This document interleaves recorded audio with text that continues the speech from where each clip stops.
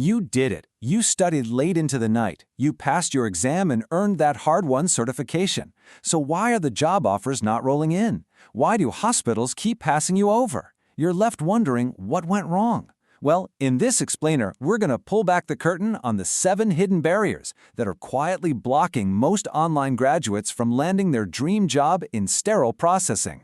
And let's be clear, you really did put in the work. You finished that online course, you crammed for hours, and you earned that CRCST certification.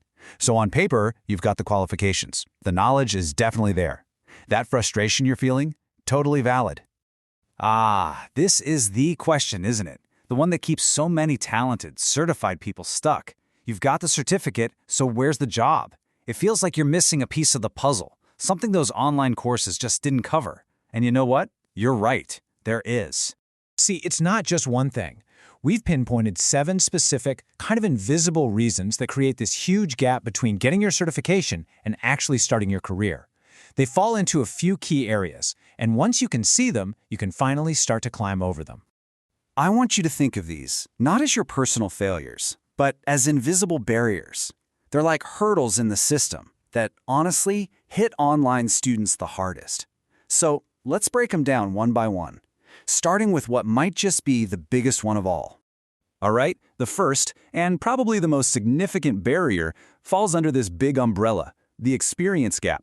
This is where all that online theory you learned slams right into the fast-paced, hands-on reality of a hospital's sterile processing department.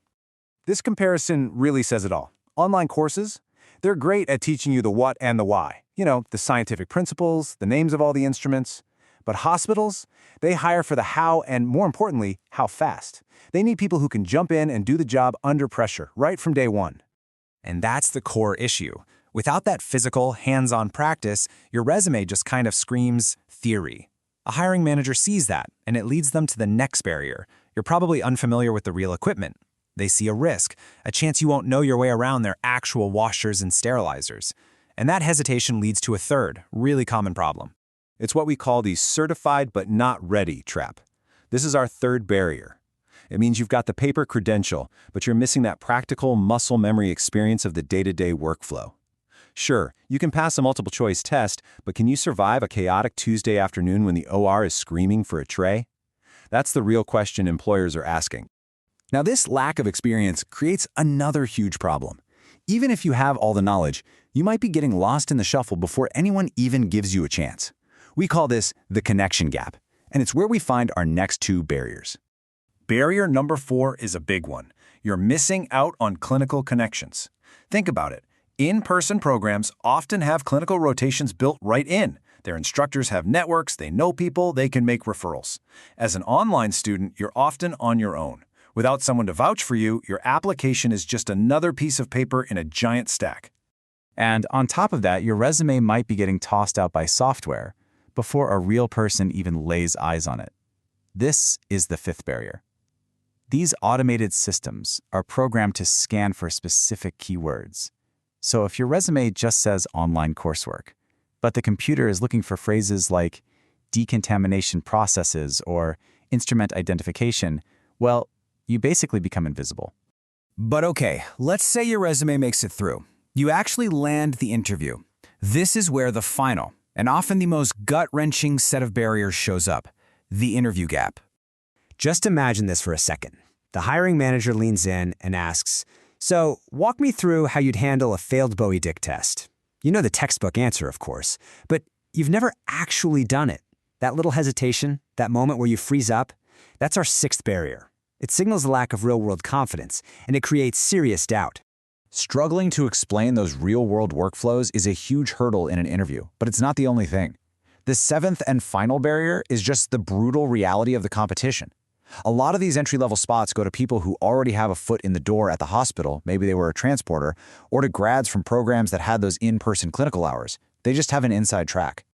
Now, I know hearing all of this can feel pretty discouraging, but the point isn't to discourage you, it's to empower you. By making these invisible barriers visible, you can finally start to build a bridge right over them. And this is the key thing to remember. Your online education is valuable. It is a strong, necessary foundation. But you have to see it as the first step, not the final one. It doesn't build the entire bridge to your first job. You've got to add the next few pieces yourself. So, here's your path forward. These are the pieces of that bridge. First, you've got to find a way to get targeted, hands-on practice. Second, you need to optimize your resume with those specific SPD keywords.